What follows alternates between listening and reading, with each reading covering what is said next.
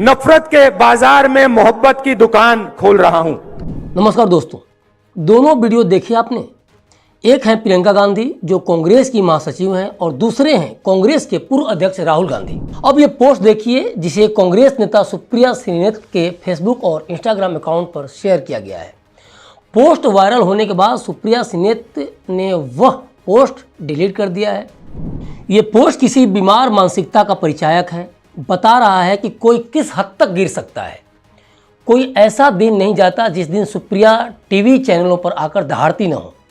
बातें काफ़ी बड़ी बड़ी करती हैं, लेकिन सच्चाई क्या है इस पोस्ट को देखने पर पता चलता है।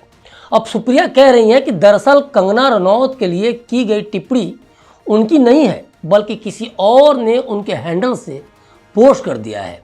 तो सवाल है कि क्या सुप्रिया श्रीनेत इसका पता लगाकर दोषी को दंडित करेंगी? क्या दोषी के खिलाफ कानून का दरवाज़ा खटखटाएंगी? क्या उन्होंने कोई एफआईआर करवाया अब तक? या परसेप्शन पर आधारित सोच को मंडी या हिमाचल की वादियों में फैल जाने का अब तक इंतजार कर रही हैं?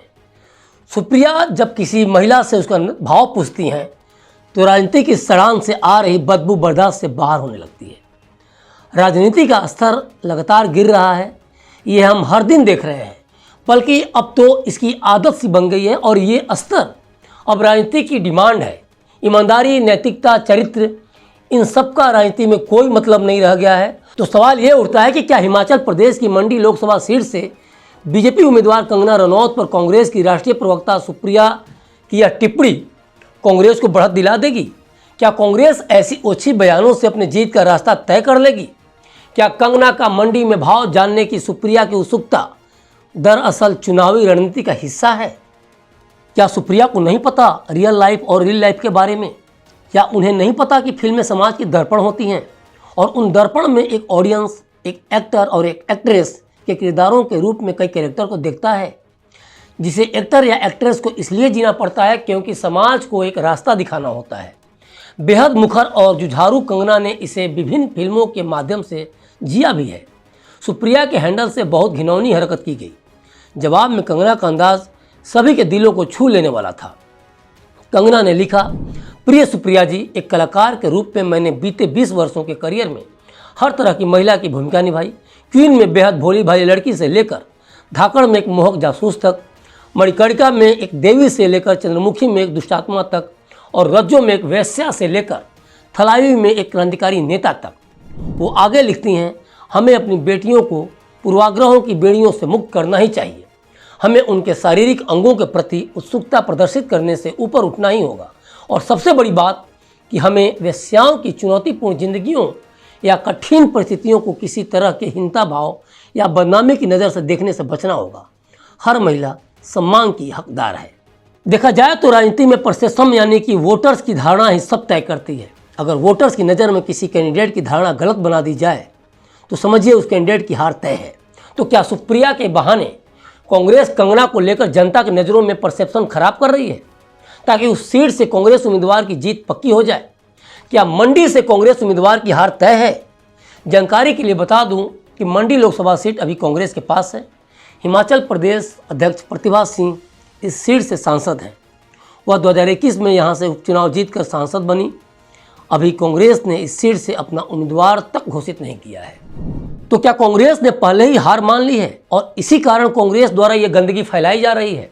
लेकिन कांग्रेस अगर सोचती है कि कंगना को जनता की नज़रों में गिराकर उनकी राष्ट्रवादी या हिंदुत्ववाद की मूल छवि को छिपाकर फिल्मों के पोस्टर या कैरेक्टर को शो करके जनता की नज़रों में उनकी छवि खराब कर जनता को गुमराह कर सकती है, तो सुप्रिया के पोस्ट के जवाब में कंगना ने जो जवाब दिया उससे कंगना की राह तो आसान होगी ही, साथ ही कांग्रेस को जनता की नज़रों में और अधिक गिरा भी सकता है। सुप्रिया के घटिया पोस्ट के बावजूद कंगना ने सुप्रिया के नाम के साथ जी लगाकर उन्हें डियर यानी कि प्रिय कहा, तो समझा जा सकता है कि परसेप्शन किसकी नज़रों में किसका खराब हुआ। फिल्मों में वस्त्र तो कैरेक्टर की डिमांड पर तय किए जाते हैं, लेकिन कहानी में जो कैरेक्टर तय होते हैं वो रियल लाइफ एक्टर और एक्ट्रेस अपने नेचर के अनुसार ही ज़्यादातर मामलों में डिसाइड करते हैं। अगर किसी को राष्ट्रवादी कैरेक्टर अच्छा लगता है तो वो उससे मिलती जुलती फिल्में करना चाहेगा। कंगना ने झांसी की रानी सहित कई राष्ट्रवादी कैरेक्टर को जिया है। इसी के साथ उन्होंने अध्यात्म पर बनी फिल्मों में भी रोल किया है। और बताया है कि वे हिंदुत्ववाद के कितना करीब हैं। इसके साथ ही कंगना ने फिल्मों में लिख से हटकर कई भूमिकाओं को भी जिया है और हर एक्टर या एक्ट्रेस लिख से हटकर फिल्मों में चुनौतीपूर्ण भूमिकाओं को जीना चाहते हैं ताकि उनका फिल्मी करियर शानदार रहे। पुष्पा द राइज में अल्लू अर्जुन के कैरेक्टर पुष्पा के रोल में अगर कोई हीरो मजदूर की तरह लगता है तो इसी कारण वह उस वर्ग से जुड़ पा रहा है, अन्यथा आज के समय में हमारा कौन सा हीरो एक मजदूर की तरह लगता है। कंगना ने जिन राष्ट्रवादी और अध्यात्मवादी किरदारों को जिया, रियल लाइफ में राजनीति में उन किरदारों से कांग्रेस ने बहुत पहले ही किनारा कर लिया है। कांग्रेस आज़ादी के आंदोलन से निकली हुई पार्टी है, लेकिन राहुल गांधी जिस तरह से विदेश में विवादित बयान दे आते हैं वो इसकी तस्दीक करने के लिए काफ़ी है। कांग्रेसी श्री राम लला की प्राण प्रतिष्ठा के लिए निमंत्रण को ठुकरा देते हैं तो कंगना से कांग्रेस का डर स्वाभाविक है। अन्य राजनीतिक पार्टियों की तुलना में बीजेपी की नीतियों में राष्ट्र प्रथम या राष्ट्रवाद और हिंदुत्ववाद ज़्यादा दिखता है और यही बात कंगना की बातों, पोस्ट या समय समय पर उनके बयानों में दिखता रहा है। कंगना कहती भी हैं कि उन्हें राष्ट्रवादी होने पर गर्व है। उनकी एक ऐसी छवि है जो उनके 2 दशक लंबे एक्टिंग करियर से भी ज़्यादा समय से बनी हुई है। कंगना हमेशा राष्ट्रवाद से जुड़ी बातें करती हैं और अब उनका कहना है कि राजनेता न होना कभी भी देश के लिए काम करने में उनके आड़े नहीं आया। कंगना कहती हैं कि मुझे कभी भी एक जागरूक व्यक्ति बनने से रोका नहीं जा सकता। जितना लोग तथाकथित सीट से भी नहीं कर सकते, मैंने इस देश के लिए उससे भी ज़्यादा किया है। उन्होंने कहा कि मैंने वास्तव में फिल्म सेट से राजनीतिक दलों के साथ लड़ाई की है। मुझे दूर नहीं रखा जा सकता। मैं अपने देश के लिए जो करना चाहती हूँ उसे करने के लिए मुझे जगह नहीं मिलती, लेकिन अगर मैं राजनीति में आना चाहती हूँ तो शायद मुझे लगता है कि यह सही समय है।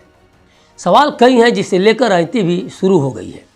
चौतरफा घिरती देख सुप्रिया ने सफाई दी। उन्होंने माना कि उनके हैंडल से यह आपत्तिजनक पोस्ट जरूर किया गया, लेकिन उन्होंने नहीं किया।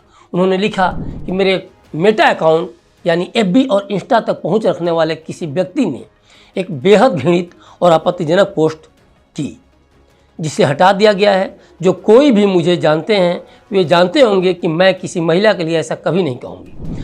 हैरानी इस बात से है कि इधर सुप्रिया के हैंडल से कंगना जैसी जुझारू और देश के एक प्रमुख चेहरे के खिलाफ भद्दी बातें लिखी गईं और उधर भाजपा विरोधियों को गंदे से गंदे कमेंट करने का लाइसेंस मिल गया। सोशल मीडिया भद्दे कमेंट अश्लील शब्दों से भरे पड़े हैं। सोचिए, हमें किसे जिताकर संसद में भेजना है और किसे बाहर करना है।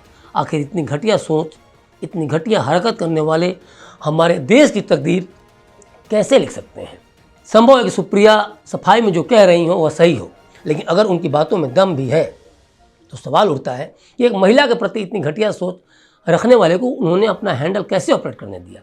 क्या इस हद तक कांग्रेस का राष्ट्रीय प्रवक्ता गैर जिम्मेदार हो सकता है?